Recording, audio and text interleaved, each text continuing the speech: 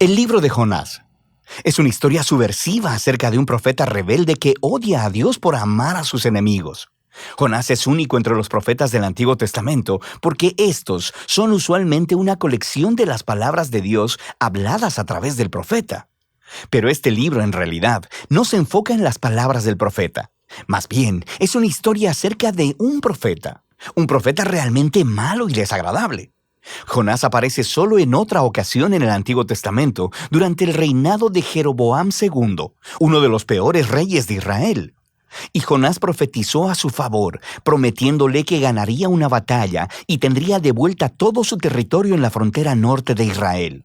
Ahora, es importante saber que el profeta Amós también confrontó a Jeroboam y a través de él, Dios específicamente revirtió la profecía de Jonás, prometiendo que Jeroboam perdería esos mismos territorios porque era muy malvado. Así que antes de siquiera iniciar la historia, sospechamos del carácter de Jonás. El libro de Jonás tiene un diseño hermoso, con toda su simetría y emparejamiento literario. Así que tienes los capítulos 1 y 3 contando la historia del encuentro de Jonás con personas que no son israelitas. Primero con unos marineros y luego con los odiados enemigos de Jonás, los ninivitas. Y cada parte ofrece un contraste cómico entre el egoísmo de Jonás y la humildad y arrepentimiento de los paganos. Los capítulos 2 y 4 contienen las oraciones de Jonás. Una es una oración de arrepentimiento o algo así, y la otra es una oración en la que Jonás reprocha a Dios por ser demasiado bueno. Este cuidadoso diseño del libro es acompañado por un estilo narrativo realmente único. La historia está llena de personajes estereotipados que irónicamente hacen exactamente lo contrario de lo que piensas que harán. Tienes al profeta, el hombre de Dios, que se revela y odia a su propio Dios. Tienes a los marineros, que se supone son muy inmorales, pero en realidad tienen corazones blandos y arrepentidos y se vuelven a Dios en humildad. Tienes al rey del imperio más poderoso y sanguinario del planeta, y él se humilla delante de Dios por un sermón de 5 palabras de Jonás, y hasta las vacas del rey se arrepienten. Esta clase de historia encaja con lo que hoy llamaríamos una sátira. Estas son historias sobre figuras bien conocidas que son colocadas en circunstancias extremas y utilizan el humor y la ironía para criticar su estupidez y defectos de carácter. Profundicemos y veremos cómo todas las piezas encajan juntas. La historia inicia con Dios comisionando a Jonás para ir a predicar contra la maldad y la injusticia en Nínive, la ciudad capital del imperio asirio, el amargo enemigo de Israel. Pero en lugar de ir al este, a Nínive, Jonás se va en la dirección opuesta, encontrando un barco que va lo más al oeste que se pueda, a Tarsis. Ahora, la gran pregunta aquí es, ¿por qué? ¿Por qué huye Jonás? ¿Tiene miedo? ¿Le caen mal los ninivitas? Todavía no se nos dice. Así que el hombre de Dios intenta huir de Dios y aborda un barco lleno de marineros paganos. Entra en la nave y se queda dormido. Así que Dios envía una gran tormenta para despertar a su profeta, mientras, irónicamente, los sinceros marineros están completamente despiertos a todo lo que está sucediendo. Ellos pueden discernir que un poder divino está obrando aquí. Ellos echan suertes y descubren que Jonás es el culpable. Así que le piden que se explique, y Jonás escupe un montón de habladurías religiosas. Él dice, sí, soy hebreo y adoro al Señor, al Dios que hizo el mar y la tierra. Es una broma, ¿verdad?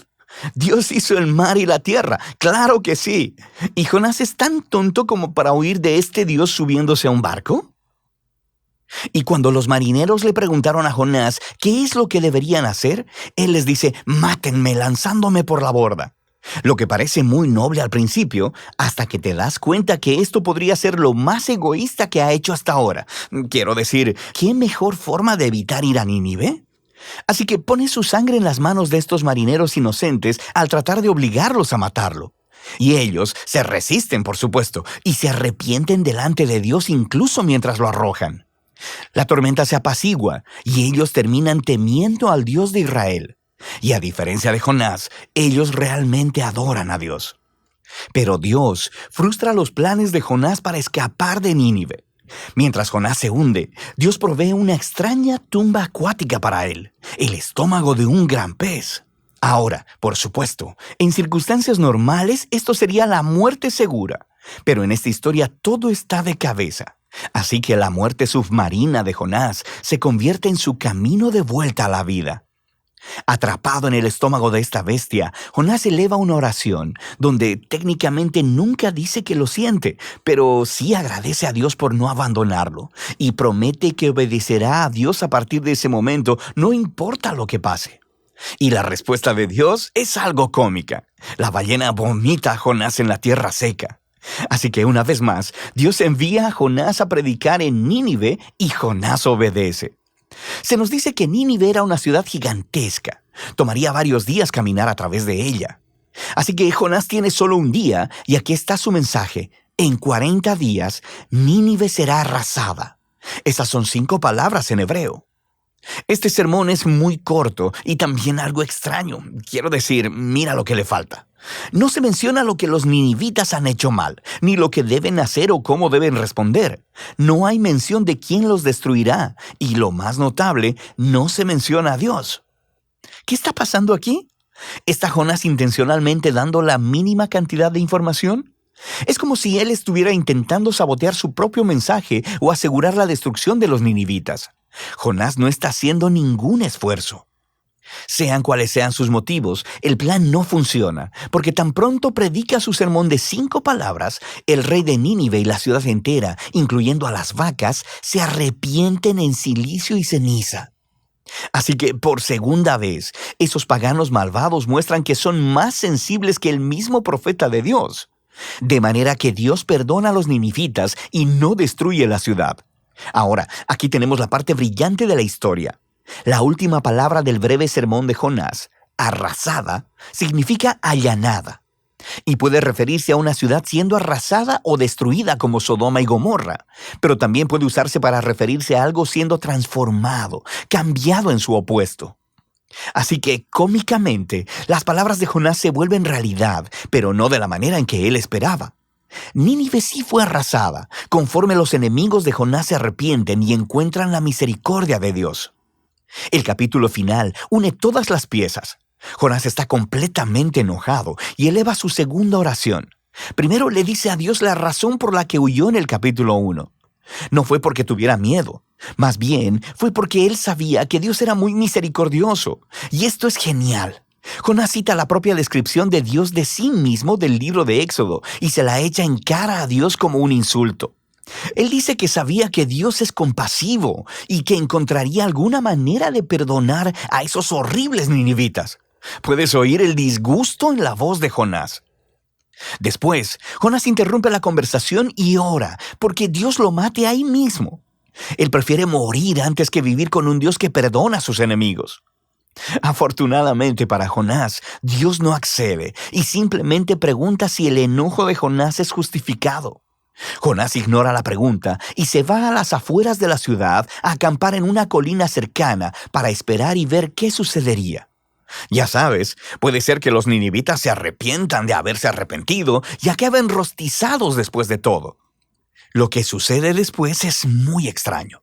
Dios provee una planta para darle sombra a Jonás y eso lo pone bastante feliz. Pero luego, Dios envía un pequeño gusano para comerse la planta, así que Jonás pierde su sombra. Y luego, en el calor del sol, Jonás le pide a Dios una vez más que lo mate. Dios una vez más le pregunta a Jonás si su enojo tiene justificación, y Jonás ladra. ¡Claro que sí! ¡Solo déjame morir! Y esas son las últimas palabras de Jonás en la historia. Las últimas palabras de Dios son las que concluyen el libro. Él dice que el incidente con esta planta fue una manera de tratar de hacer entender a Jonás. ¿Cierto? Jonás se preocupó y se puso sentimental por esta planta que solo disfrutó por un día. Y Dios le preguntó a Jonás, ¿no son los humanos un poco más valiosos que las plantas? Quiero decir, ¿no está bien que Dios pueda sentir la misma clase de emoción y preocupación por la ciudad de Nínive, que está llena de miles de personas quienes se han extraviado del camino, y también por sus vacas?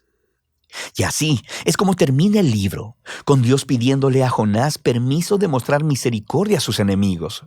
¿Y cuál es la respuesta de Jonás? La historia no lo dice, porque ese no es el punto. El punto es que el libro quiere incomodarte. Y las preguntas de Dios en realidad son dirigidas a ti, el lector. ¿Te parece bien el hecho de que Dios ame a tu enemigo? Así que este libro pone un espejo frente al lector. En Jonás vemos aumentadas las peores partes de nuestro propio carácter que deberían generar humildad y gratitud porque Dios ama a sus enemigos y porque soporta al Jonás que hay en nosotros. Así que esta extraña historia se convierte en un mensaje de las buenas nuevas sobre la grandeza de la misericordia de Dios, lo cual debe retarnos hasta lo más profundo. Y ese es el libro de Jonás.